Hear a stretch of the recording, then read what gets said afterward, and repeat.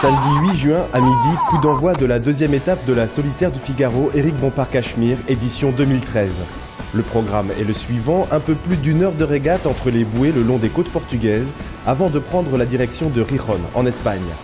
À la première place du classement, Yann Eliès, avec 3 quarts d'heure sur son premier poursuivant. Une avance confortable, mais pour la conserver, le Breton devra cravacher. Derrière lui, 40 skippers expérimentés qui ont tous le mort aux dents.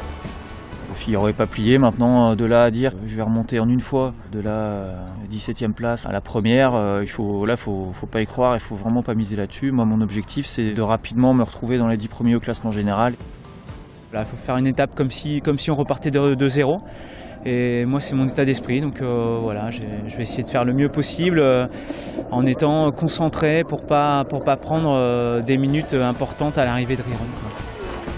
Et comme si la concurrence ne suffisait pas, la nature a elle aussi décidé d'ajouter de la difficulté à la course. La météo prévoit peu ou pas de vent pour les jours à venir. Les marins devront donc faire preuve d'énormément de stratégie. Les options choisies seront décisives. C'est surtout la fin de parcours, à partir d'une cinquantaine de milles de Gijón, où ça commence à être un petit peu aléatoire, où on commence à avoir des vents un peu erratiques. Voilà, une fois de plus, le parcours risque de se jouer là-dessus. C'est sûr que ça fait partie de l'activité à un moment donné, de cette part d'aléatoire.